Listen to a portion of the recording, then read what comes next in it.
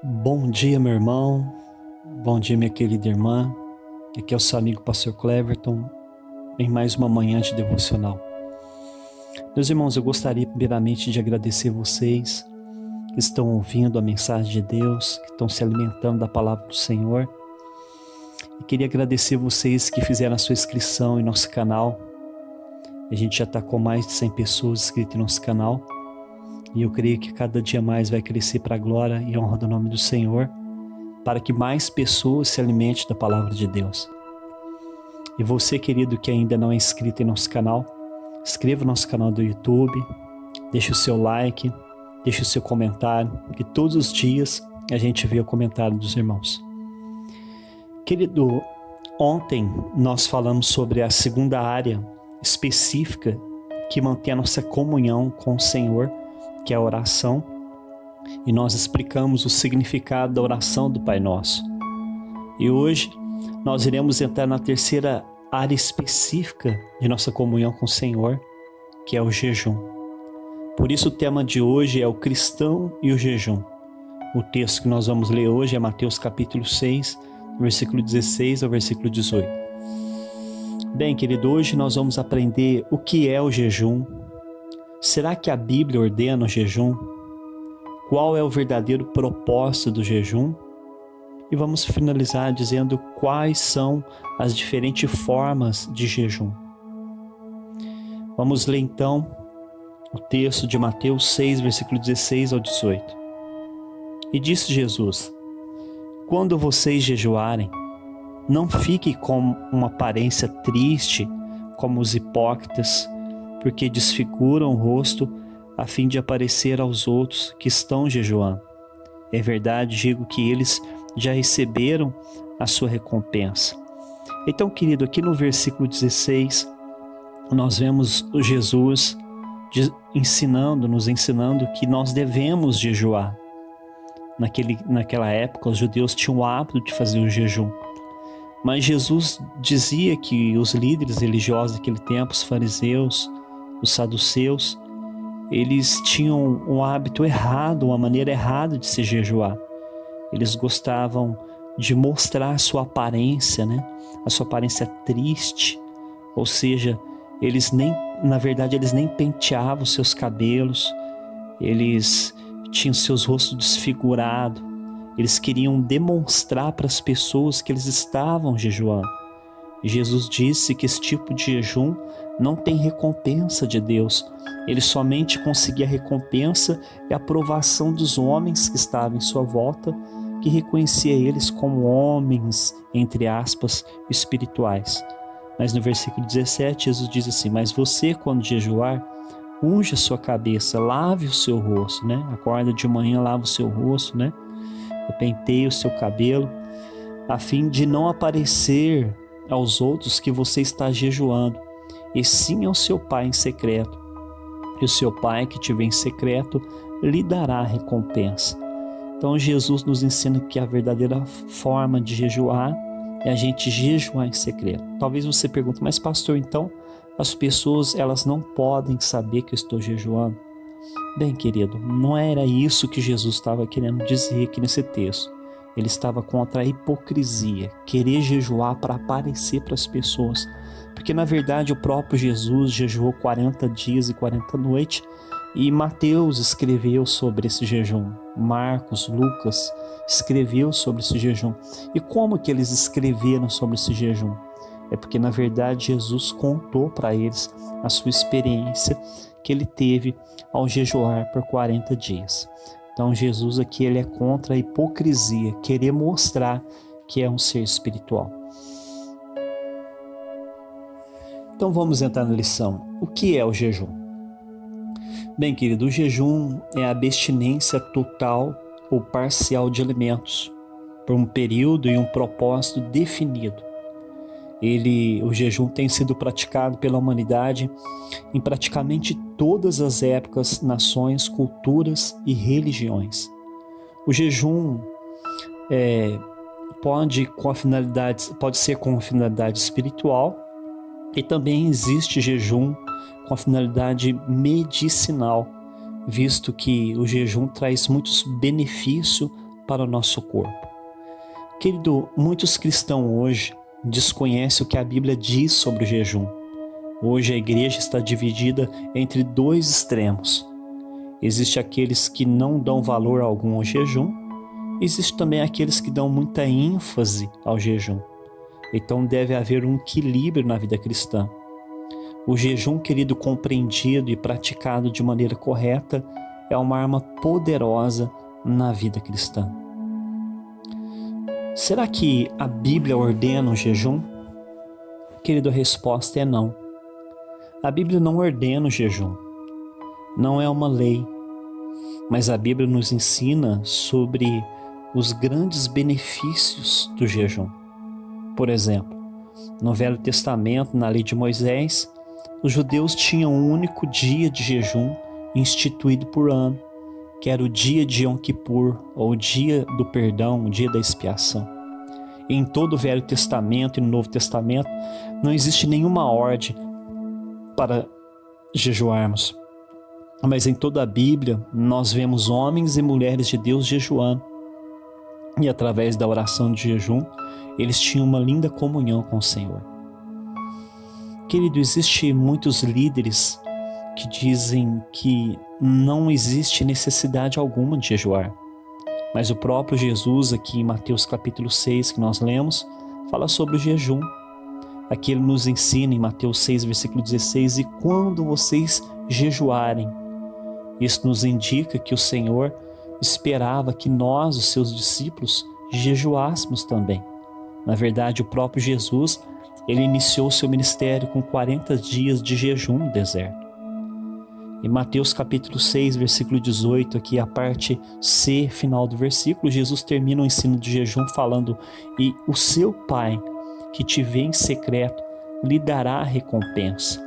Então isso significa que o jejum verdadeiro trará benefício para a nossa vida espiritual. Bem, querido, nas epístolas dos apóstolos, as igrejas que os apóstolos escreveram, ali há pouco ensino sobre o jejum. Mas em boa parte do livro de Atos dos Apóstolos, nós encontramos esses mesmos apóstolos e os irmãos da igreja primitiva praticando o jejum. Quando nós estudamos sobre a história da igreja, nós encontramos registros históricos que mesmo muito tempo depois da era dos apóstolos, a igreja continuava praticando o jejum. A terceira pergunta que vamos responder é: qual é o propósito do jejum? Querido, a primeira lição que devemos aprender é que o nosso jejum, ele não muda Deus. Deus continua sendo o mesmo antes, durante e depois do nosso jejum. Mas o jejum irá nos transformar, pois ele nos ajuda e nos mantém mais sensíveis ao toque, ao mover do Espírito Santo. O jejum não tornará Deus mais bondoso ou misericordioso para conosco, pois o jejum está ligado diretamente a nós e não ao Senhor. Por isso, o propósito principal do jejum é mortificar a nossa carne. A Bíblia, querido, lá no livro de Gálatas, capítulo 5, versículo 17, veja o que Paulo nos ensina. Paulo diz assim: porque a nossa carne luta contra o Espírito luta contra a carne, porque os dois são opostos entre si, são inimigos entre si. Bem, querido, a palavra carne aqui se refere à nossa natureza humana, não ao nosso corpo físico. A nossa natureza humana tem uma tendência às coisas deste mundo, aos prazeres, aos vícios, à imoralidade, à maldade, enfim, a tudo aquilo que é prejudicial aos nossos relacionamentos com Deus e com o próximo. Então, tudo aquilo que é ruim faz parte da nossa velha natureza humana. E a palavra espírito aqui nesse versículo se refere ao nosso espírito.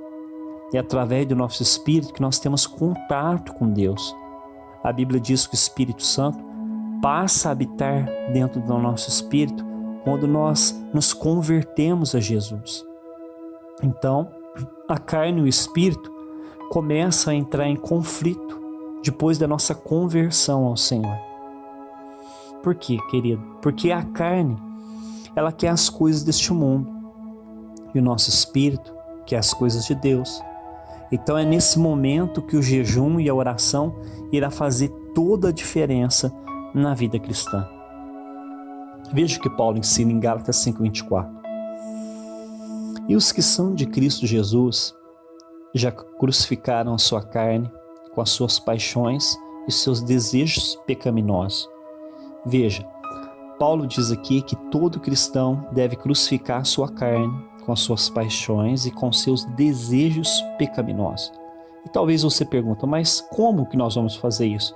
É através do jejum e da oração. Veja, eu vou fazer uma pequena ilustração para você poder entender sobre isso. Havia um homem em uma pequena cidade que era conhecido por causa dos seus lindos cachorros. Ele tinha 2 pitbull, um preto e um branco. E uma vez por mês ele fazia uma disputa entre aqueles 2 cachorros.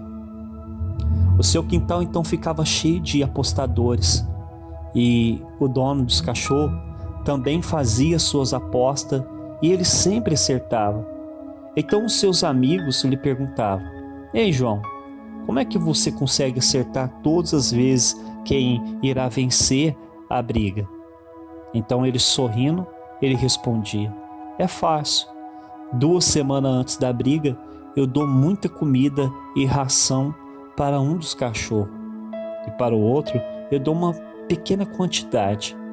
Então, na hora da disputa, eu sempre aposto no cachorro mais forte. Querido, a nossa vida cristã também é assim. Existe alimento espiritual e existe alimento carnal. Ou seja, existe coisas que alimentam a nossa natureza carnal, como a ira, a discórdia, a contenda, a pornografia, a imoralidade, a mentira. E existem coisas que alimentam o nosso espírito: o jejum, a oração, a meditação na palavra, o evangelismo, a ajuda aos necessitados. Então, quem estiver mais alimentado, o nosso espírito, a nossa carne, irá vencer a batalha no final. Então aqui, querido, eu deixo o meu conselho para vocês. Deixa o cachorro preto da natureza humana morrer de fome. Para de alimentar ele e passa a alimentar o cachorro branco ou o seu espírito com jejum e com oração. Para finalizar, querido, quais são os tipos de jejum? Existem 3 tipos de jejum. O jejum parcial, que normalmente esse tipo de jejum é praticado em períodos maiores, ou seja, quando o jejum é feito por mais de um dia, como vemos o profeta Daniel fazendo.